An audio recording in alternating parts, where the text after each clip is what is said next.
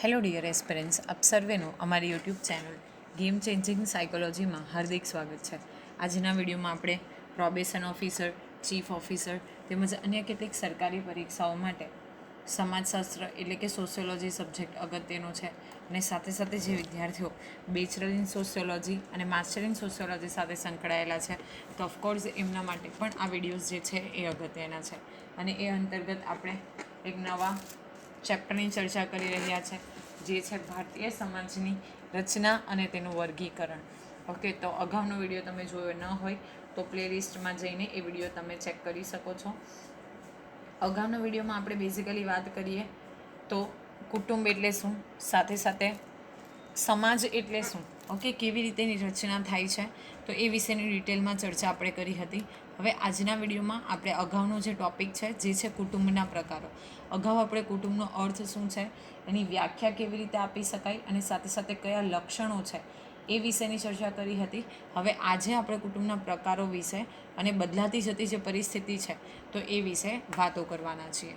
તો કુટુંબના વિવિધ પ્રકારો વંશ, સત્તા, સ્થાન તેમજ સહનિવાસના આધારે દર્શાવી શકાય છે. તો યાદ રાખવાનું છે કે વંશ, ઓકે, ધેન આફ્ટર સત્તા એટલે કે પાવર, સ્થાન અને સહનિવાસ કેવી રીતે રહે છે એને આધારે બેઝિકલી આપણે 4 રીતે કુટુંબને ડિવાઈડ કરી શકીએ.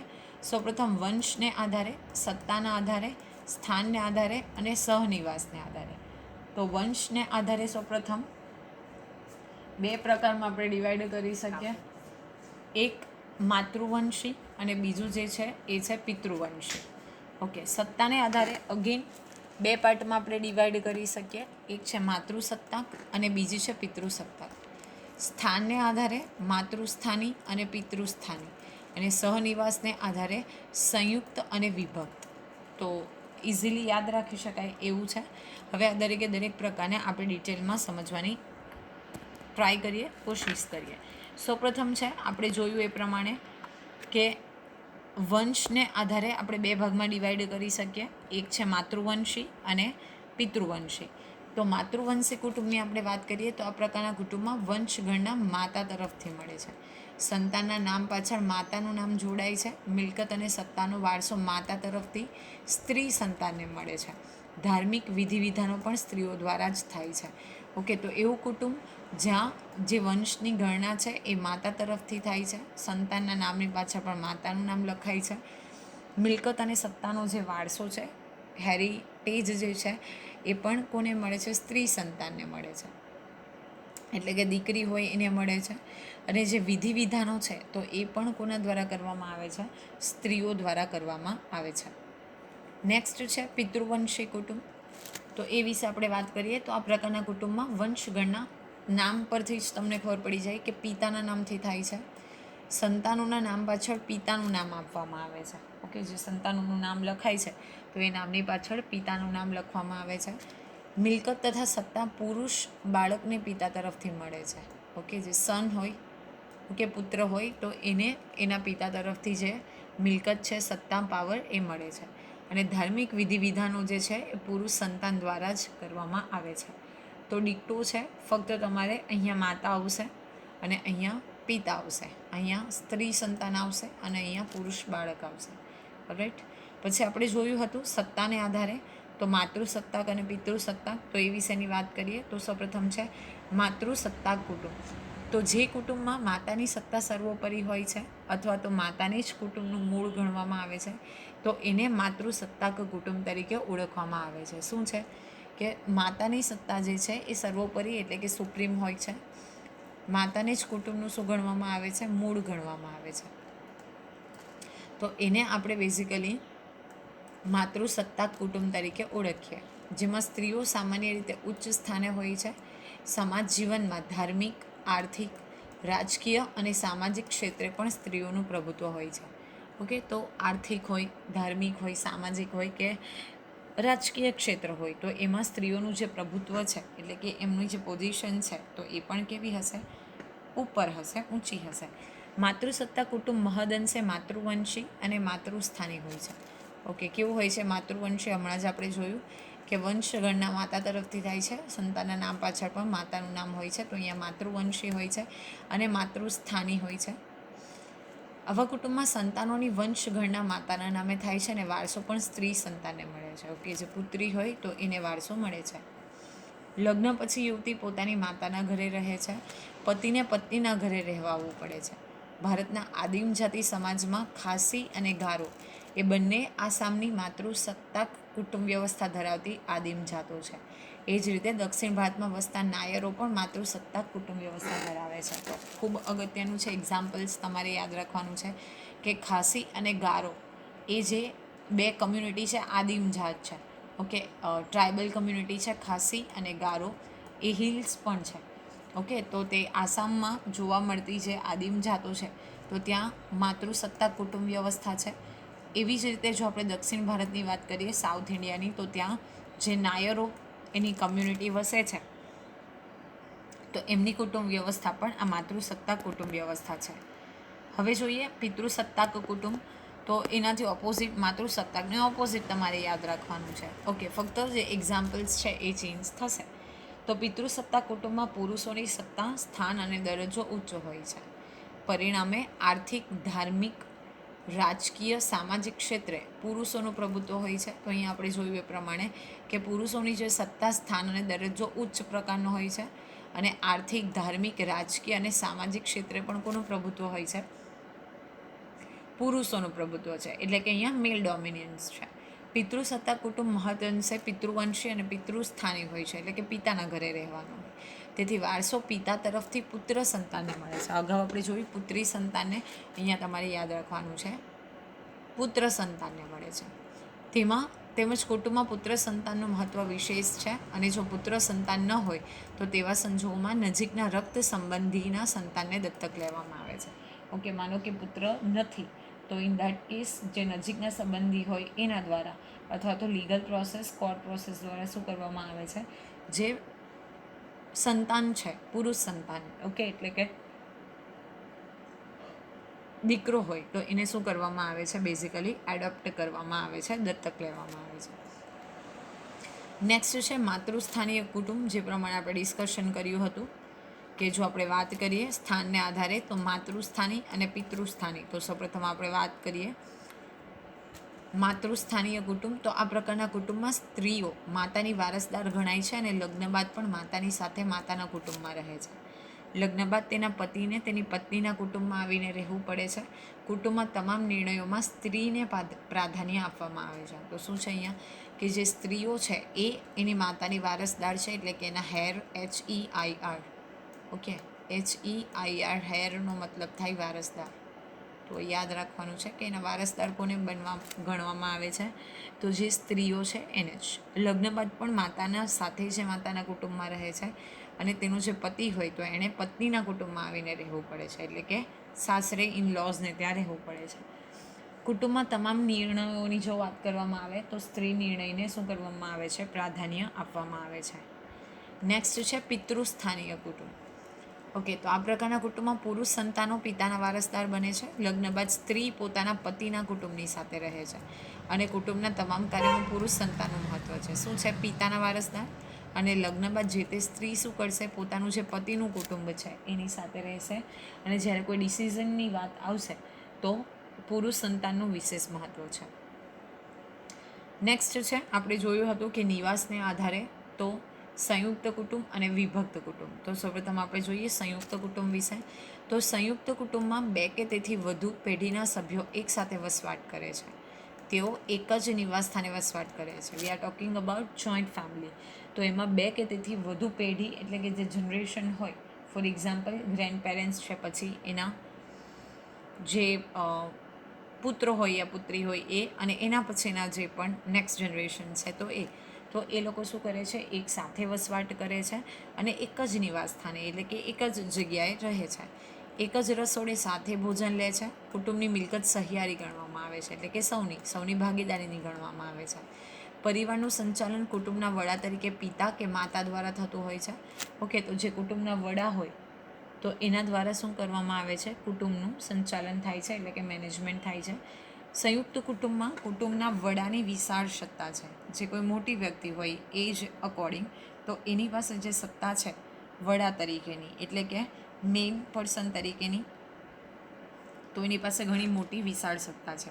તેના નિર્ણયનો અન્ય સભ્યો દ્વારા સ્વીકાર કરવામાં આવતો હોય છે. હવે કુટુંબની જે વડા છે, મુખ્ય વ્યક્તિ છે, તો એના દ્વારા જે કોઈ પણ નિર્ણય લેવામાં આવશે, ડિસિઝન લેવામાં આવશે, તો એનો સ્વીકાર બાકીના જે કુટુંબના સભ્યો છે તો એના દ્વારા કરવામાં આવે છે.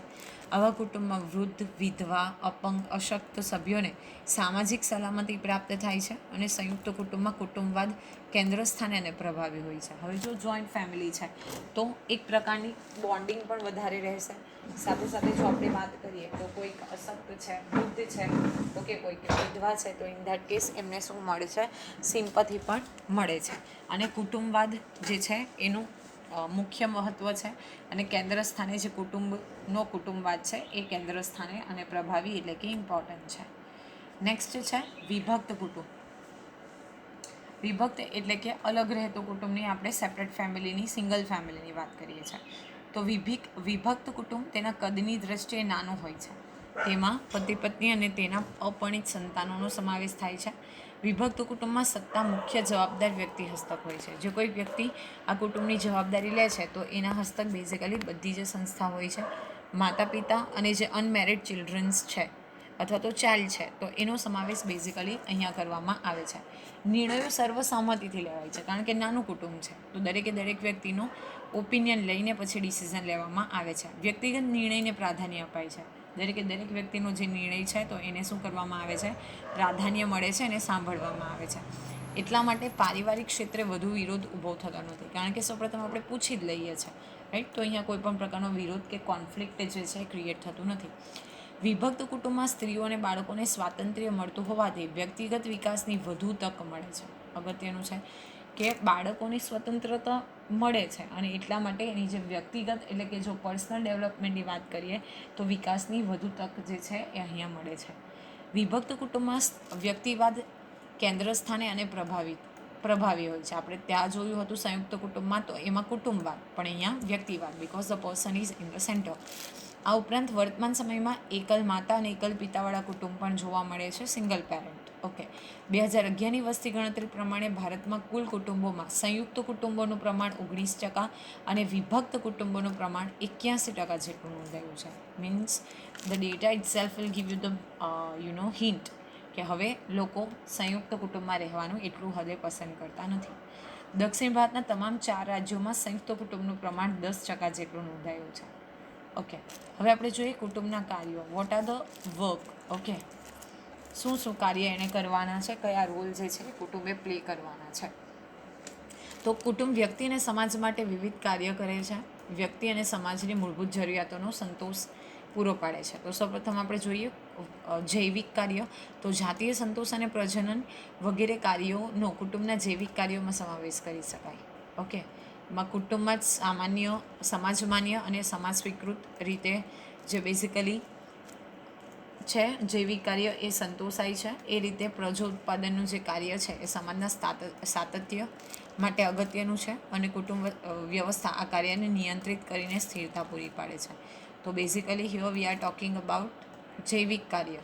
ઓકે, જે સ્ત્રી અને પુરુષનો સંતોષ છે બેઝિકલી એ સમાજ સ્વીકૃત છે અને એના માટે એનું જે સમાજનું સાતત્ય છે તો એના માટે પણ આ કાર્ય અગત્યનું છે. નેક્સ્ટ છે કુટુંબનું મનોવૈજ્ઞાનિક કાર્ય. તો વ્યક્તિની માત્ર ભૌતિક જરૂરિયાતો જ નહીં પરંતુ સલામતી અને સ્નેહની માનસિક જરૂરિયાતો પણ કુટુંબમાં પરિપૂર્ણ થાય છે. સ્નેહ, પ્રેમ, હૂંફ પૂરા પાડીને વ્યક્તિને માનસિક સંતોષ મળે છે. આ કાર્ય અન્ય કોઈ પણ જૂથ એટલા પ્રમાણમાં કરી શકતું નથી. તો જે મનોવૈજ્ઞાનિક કાર્ય છે એમાં ફક્ત ને ફક્ત ભૌતિક એટલે કે ફિઝિકલ નીડ્સ જ નહીં, પરંતુ જે મેન્ટલ, સ્નેહ, પ્રેમ, હૂંફ, સિમ્પથી બધી વસ્તુની જરૂરિયાત છે તો એ પણ કુટુંબનું એક કાર્ય છે. નેક્સ્ટ છે કુટુંબનું આર્થિક કાર્ય. આર્થિક એટલે આર્થિક ઉપાર્જન, મતલબ પૈસા કમાવાનું. તો કૃષિ અર્થવ્યવસ્થાવાળી સમાજ વ્યવસ્થામાં કુટુંબ ઉત્પાદનનું કેન્દ્ર બની રહે છે. કે સ્પેશિયલી જો કૃષિ અર્થવ્યવસ્થાવાળી સમાજ વ્યવસ્થાની વાત કરીએ એટલે કે જ્યાં ખેતી કરવામાં આવતી હોય, કૃષિને મહત્ત્વ આપવામાં આવતું હોય, તો એમાં બેઝિકલી કુટુંબ ઉત્પાદનનું કેન્દ્ર બને છે. કુટુંબનું ભરણ પોષણ અને અર્થ ઉપાર્જન એટલે કે પૈસા કમાવામાં સ્ત્રીઓ અને પુરુષોની સહભાગિતા જોવા મળે છે. સંતાનોનો ઉછેર અને ગૃહ સંચાલનનું કાર્ય સ્ત્રી કરે છે. જો કે આધુનિક ભૌતિક સમાજ વ્યવસ્થામાં કુટુંબ હવે આર્થિક ઉપાર્જનનું કેન્દ્ર રહ્યું હોય તેવું મર્યાદિત ધોરણે જોવા મળે છે અને કુટુંબના સભ્યોની ભૌતિક જરૂરિયાત પૂરું પાડવાનું કાર્ય કુટુંબ કરે છે. ઓકે, તો બેઝિકલી સંતાનોનો ઉછેર હોય કે ગૃહ સંચાલનનું કાર્ય સ્ત્રીનું છે. પરંતુ જો આપણે મોડર્ન એજની વાત કરીએ, મોડર્ન સોસાયટીની વાત કરીએ તો ઇક્વલી એ વસ્તુ જોવા મળે છે. નેક્સ્ટ છે કુટુંબનું સામાજિક કાર્ય. તો કુટુંબમાં થતા સામાજિક કાર્યોમાં વ્યક્તિને કૌટુંબિક સંબંધો દ્વારા પ્રાપ્ત થતો ચોક્કસ સામાજિક દરજ્જો પ્રાપ્ત થાય છે. દાખલા તરીકે કુટુંબમાં પુત્ર કે પુત્રી, ભાઈ કે બહેન વગેરે. તો જે સંબંધો દ્વારા ચોક્કસ દરજ્જો એટલે કે જે સ્ટેટસ મળે છે, તો એ વિશેની આપણે અહીંયા વાત કરીએ છીએ કે પુત્ર કે પુત્રી, ભાઈ કે બહેન વગેરે. સમાજમાં કુટુંબની જે પ્રતિષ્ઠા હોય તે વ્યક્તિને આપોઆપ પ્રાપ્ત થાય છે. ઓકે, માનો કે ફોર એક્ઝામ્પલ કે જે પેરેન્ટ્સની રેપ્યુટેશન હોય તો એ જ રેપ્યુટેશન એના જે ચિલ્ડ્રન છે તો એને પણ મળે છે. બીજું મહત્ત્વનું કાર્ય એ છે કે વ્યક્તિને સામાજિક જીવન જીવવાની તાલીમ પૂરી પાડે છે. સામાજિક પરંપરા અને વર્તન પદ્ધતિ બાળક કુટુંબ પાસેથી શીખે છે અને કુટુંબ બાળકને સાંસ્કૃતિક વારસો પૂરો પાડે છે. ઓકે, જે જીવન કેવી રીતે જીવવું એ અંગેની જે ઇન્ફોર્મેશન છે, ટ્રેનિંગ છે, તો એ પણ બાળકને ક્યાંથી મળે છે? કુટુંબ પાસેથી મળે છે. નેક્સ્ટ છે કુટુંબના સાંસ્કૃતિક કાર્યો. તો માનવ સમાજના સાંસ્કૃતિક વારસાનું પ્રદાન કુટુંબ દ્વારા થાય છે. જે સંસ્કૃતિ છે તો એ કોણ ઉજાગર રાખે છે? કુટુંબ. સમાજની સાંસ્કૃતિક પરંપરાને ટકાવી રાખી પેઢી દર પેઢી સાંસ્કૃતિક વારસાનું હસ્તાંતરણ થાય છે. એટલે કે એક જનરેશનથી બીજા જનરેશન તરફ એ જે વારસો છે, ઓકે, સાંસ્કૃતિક વારસો, તો એ આપવામાં આવે છે. પ્રત્યેક કુટુંબ પોતાની વિશિષ્ટ જીવનશૈલી દ્વારા સંસ્કૃતિના જુદા જુદા તત્વોને જાળવી રાખે છે અને પોતાના સંતાનોને શીખવાડે છે. Okay, generation to generation pass થાય છે અને એટલા માટે જે એના સંતાનો છે તો એને શું કરવામાં આવે છે? શીખવવામાં આવે છે. હવે જોઈએ કુટુંબમાં આવેલું પરિવર્તન. તો અત્યારે વિજ્ઞાન ટેકનોલોજીના યુગની આપણે વાત કરીએ તો જે સમય છે ખૂબ સ્પીડ છે, મતલબ સ્પીડથી આગળ વધે છે, ખૂબ ફાસ્ટ છે. તો એને કારણે કુટુંબમાં કેટલાક પરિવર્તન આવ્યા છે, તો એ વિશેની આપણે વાત કરીએ. તો આધુનિક સમયમાં ઔદ્યોગિકીકરણ એટલે કે ઇન્ડસ્ટ્રીયલાઇઝેશન, શહેરીકરણ એટલે કે અર્બનાઇઝેશન, શિક્ષણ, એજ્યુકેશન અને સંચાર સાધનો એટલે કે જે માસ મીડિયા છે, કમ્યુનિકેશન મીડિયા છે, જેવા વિવિધ પરિબળોને પરિણામે કુટુંબ વ્યવસ્થામાં પરિવર્તન ઉદ્ભવી રહ્યું છે. તો એ પૈકી સૌપ્રથમ કુટુંબનું કદ નાનું બનતું જાય છે. આપણે જોયું કે પહેલાં લોકો સંયુક્ત કુટુંબમાં રહેતા હતા, હવે એ વિભક્ત કુટુંબમાં રહે છે. તો વિવિધ પરિબળના કારણે પરંપરાગત સંયુક્ત કુટુંબના સ્થાને નાના કદના કુટુંબો અસ્તિત્વમાં આવી રહ્યા છે. ઓકે, રિસ્પોન્સિબિલિટી હોય કે પછી સ્વતંત્રતાની વાત કરીએ તો એને કારણે કુટુંબનું જે કદ છે એ નાનું થતું જાય છે. નેક્સ્ટ છે જવાબદારીનું ક્ષેત્ર ઘટતું જાય છે. આધુનિક પેઢી માટે તેમના દૂરના રક્ત સંબંધીઓ ઓછા મહત્ત્વના બનતા જાય છે. સંયુક્ત કુટુંબના સભ્યો પ્રત્યે પોતાની જવાબદારી અને ફરજ અદા કરવી મુશ્કેલ બની જાય છે. ઓકે, જે દૂરના રિલેટિવ હોય એને આજના સમયમાં આધુનિક પેઢી જે છે એટલું મહત્ત્વ આપતી નથી. ઓકે, એના માટે ઓછા મહત્ત્વના હોય છે, લિસ્ટ ઇમ્પોર્ટન્ટ હોય છે. અને એટલા માટે જ સંયુક્ત કુટુંબ છે તો એના સભ્યો માટે પોતાની જે જવાબદારી છે અને ફરજ છે એ અદા કરવી દેટ ઇઝ ડિફિકલ્ટ. નેક્સ્ટ છે પતિ પત્ની વચ્ચેના સંબંધોમાં પરિવર્તન. તો પરંપરાગત ભારતીય કુટુંબમાં પતિ પત્ની વચ્ચેના સંબંધો સત્તા અને તાબેદારીના પાયા ઉપર રચાયેલા હતા. પતિની આજ્ઞા માનવી પત્ની માટે ફરજિયાત હતું, પરંતુ વર્તમાન સમયમાં આ સંબંધોમાં નોંધપાત્ર પરિવર્તન આવ્યું છે. પતિ પત્ની વચ્ચે સમાનતાના પાયા ઉપર નવા સંબંધના વિકાસો વિકસી રહ્યા છે. તો પહેલાં એક સ્ત્રીએ ફરજિયાત પોતાના પતિની બધી વાતો માનવી પડતી હતી. ઓકે, એટલે કે એનું સ્થાન થોડું નિમ્ન કક્ષાનું હતું. પરંતુ હવે જો આપણે વાત કરીએ તો સમાનતાના પાયા ઉપર બંનેનો જે સંબંધ છે એ આપણે જોઈ શકીએ છીએ. નેક્સ્ટ છે માતા પિતા અને સંતાનો વચ્ચેના સંબંધો. તો માતા પિતા અને સંતાનો વચ્ચેના સંબંધોની સામાન્ય ઢબ સત્તા અને તકેદારીના મૂલ્યો પર રચાયેલી હતી. પિતાનો નિર્ણય અંતિમ નિર્ણય ગણાતો હતો, પણ હવે પિતાની સત્તા નબળી પડતી જાય છે. સંતાનો પિતાના નિર્ણયની સામે પોતાનો અભિપ્રાય વ્યક્ત કરતા થયા છે, એટલે કે એમની સામે બોલે છે અથવા તો એમની સામે રજૂ કરે છે. સંતાનો પિતાને આધીન રહે એવી અપેક્ષા રખાતી નથી અને સંતાનો પ્રત્યે માતા પિતાનું વલણ બદલાઈ રહ્યું છે. રાઈટ, તો પહેલાંના સમયમાં પિતા જે કહે એ ફાઇનલ, એમનું ડિસિઝન ફાઇનલ ગણાતું હતું, પરંતુ હવે બેઝિકલી જે પિતાની સત્તા છે એ નબળી પડતી જાય છે. બાળકો જે છે એ પોતાનો અભિપ્રાય વ્યક્ત કરતા થયા છે, મતલબ એમની સામે પોતાની જે સાઇડ છે એ રાખતા થયા છે. તો એને કારણે હવે જે સંતાનો છે એ પિતાને આધીન રહે એટલે કે એના તાબામાં રહે યા તો એના જે રૂલ્સ રેગ્યુલેશન્સ છે એનું કહેલું માને, એવી અપેક્ષા આજે હવે રાખી શકાતી નથી. તો આશા રાખું છું કે બેઝિકલી આપણે આજે જે વાત કરી કે કુટુંબના પ્રકારો વિશે વાત કરી, તો બેઝિકલી વંશને આધારે માતૃવંશી, પિતૃવંશી, સત્તાને આધારે માતૃસત્તાક, પિતૃસત્તાક, સ્થાનને આધારે માતૃસ્થાની, પિતૃસ્થાની અને સહનિવાસને આધારે સંયુક્ત અને વિભક્ત કુટુંબ. સાથે સાથે આપણે એ વિશે ડિટેલમાં ચર્ચા કરી, પ્લસ આપણે કુટુંબના કાર્ય વિશે વાત કરી અને કુટુંબમાં જે પરિવર્તન આવ્યું છે, નોંધાયું છે, તો એ વિશેની વાત કરી. તો આશા રાખું છું કે આ વિડીયોમાં તમને સમજ પડી હશે અને વિડીયો પસંદ પડે તો વિડીયોને લાઇક કરી અને શેર કરવાનું ભૂલશો નહીં. અને આવા જ વધુ વિડીયોની અપડેટ્સ મેળવવા માટે તમે અમારી યુટ્યુબ ચેનલ ગેમ ચેન્જિંગ સાયકોલોજીને સબસ્ક્રાઈબ પણ કરી શકો છો. Thank you for watching the video. Have a nice day.